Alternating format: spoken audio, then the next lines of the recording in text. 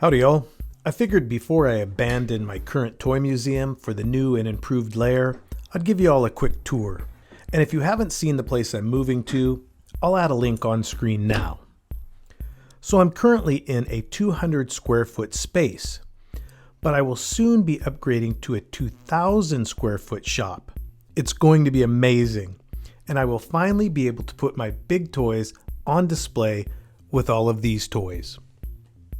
But we'll talk about the new place later. Right now, let me give you a quick look around. And if you're on quarantine or sheltering safely, then you're probably looking for something to entertain you anyways, and I welcome the company. So let's start in this far corner and work our way around the room. First up is my comic collection. I still prefer to read comics in printed form like this over digital. I can do some books digitally, but for comics, I prefer the look, feel, and smell of the hard copies like this. And I have close to 3,000 issues in my collection. 94% of them are DC Comics. That bass guitar you see is a prototype from a company that eventually became Rogue Instruments. I played it back in the 90s with a band called The Den, but it's been years since that bass has been anything other than a wall decoration. That's Barbie's first car from the 50s, still in the box. It's up there along with some GTOs and a classic Barbie in a case with all sorts of vintage accessories that was donated by my friend, Miss Sherry Jones. Next is my Hot Wheel collection, all in Carney plastic display cases. I know most of you have seen this episode where I received these boxes. As you can see, they're all holding up perfectly, no scratches, no fading, and the cars stay totally dust-free.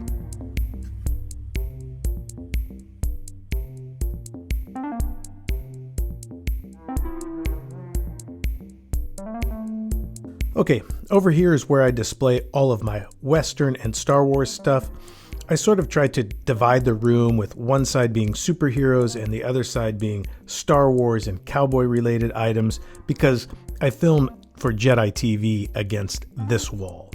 As you can see, this is my typical filming setup. I put my iPad inside that light ring in selfie mode, and I really like that because it allows me to see what I'm capturing, and I find that the light ring really works well to light my face even while I'm wearing a wide brim hat. So that's the shot y'all would typically see on the show. Of course, that'll all change with the new place. And then here's a bunch of cowboy themed collectibles, plus some darts and some Nerf high impact rounds, Nerf blasters, lightsabers.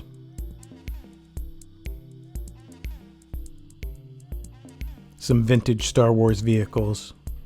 And speaking of Nerf blasters, with over 100 in my collection, I've outgrown the original 10-foot section of wall space that I built for them.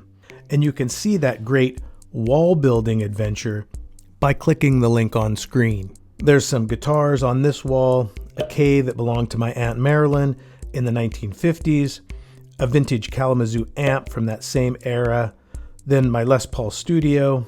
That one was my first electric guitar. I bought that in the early 1980s. It's a Les Paul style guitar made by Hohner. And then there's this Squier Stratocaster, signed by Mr. Eric Clapton. Let's take a look at the other side of the room now. Down at the bottom, I've got a miscellaneous hodgepodge of random stuff, from Disney collectibles to some rock and roll memorabilia to a collection of different bat-related items that I've received from folks over the years. Then we move into superheroes, specifically DC. And don't worry, Marvel fans, there's some stuff at the other end, so stay tuned. From there, we go into the beginning of my huge collection of Batman memorabilia. Yeah, it might be pretty obvious that I'm a big fan of the original Dark Knight. My Batman collection extends across the entire room at eye level.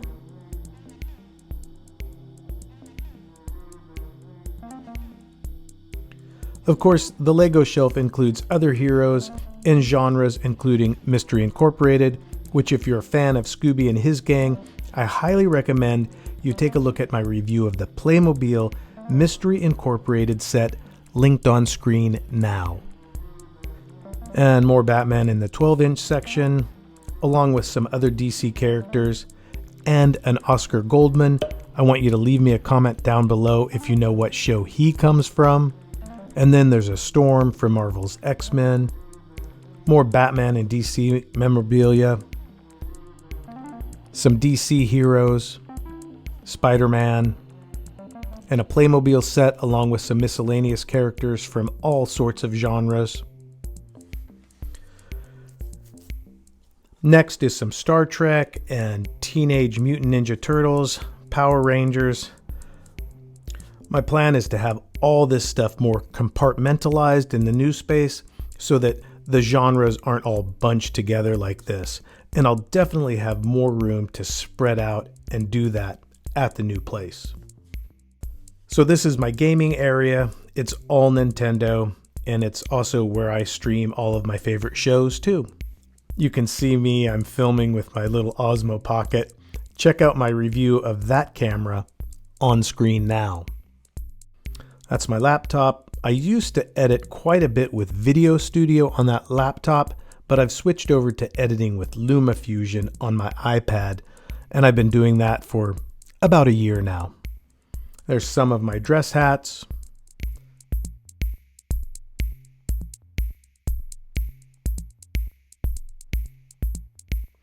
There's more hats in boxes, car show shirts, seasonal clothing mixed in with some Batman shirts. Not really anything collectible per se. Next up, we can take a quick tour of my reloading room. We'll start with a large supply of Desperado cowboy bullets and black powder. My custom reloading bench that was built for me by Riverdog. I have all of my dies on it, my Lee loader, and my mech, and a sonic cleaner. Then there's my cowboy boots and some cowboy hats, and more hats.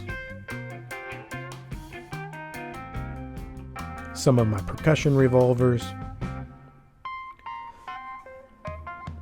And this is the setup I use to record with my GoPro when I'm working on my bench. That's some of my 1800 style clothing for cowboy action. Another guitar there along with my sewing machine. I got ammo boxes mounted to the wall there. A few of my slick Alec Mackenzie holsters. A couple of Ted Blocker competition leather rigs. And that's about it for the reloading room. And that wraps up our tour. If you liked it, click on that like button. Also, if you have a space like this, what do you call it? Man cave? Toy room? Let me know down in the comments section. I'm Jed. This is Jedi TV 2, and I'll see you in some other place, in some other time. Wait, before you go, it dawned on me after reviewing this footage that I didn't really give you a good view of the shelf that is the main backdrop for Jedi TV. So here's a closer look at that. There's a bunch of Johnny West figures, along with a bunch of miscellaneous cowboys and Western action figures. Next is some Legos, including the Toy Story Wild West train behind my Nerf Mandalorian blaster that I haven't opened yet. Then there's Darth Maul's saber with all of the Burger King Star Wars series from 2005, as well as several galactic hero figures. And then there's more Star Wars, including my original 1970s era action figure collection. And finally, an assortment of Nerf ammo and accessories. That covers it, y'all. When I move, I'll give you a closer look at the collection as I organize it. In the meantime, if there's something you'd like a closer look at, leave me a comment down below and I'll see about posting a photo of it on Instagram. Just follow @HostOfJediTV on that platform. If you're new here on YouTube, please be sure to subscribe to both of my channels for more great content. Until next time, play safe.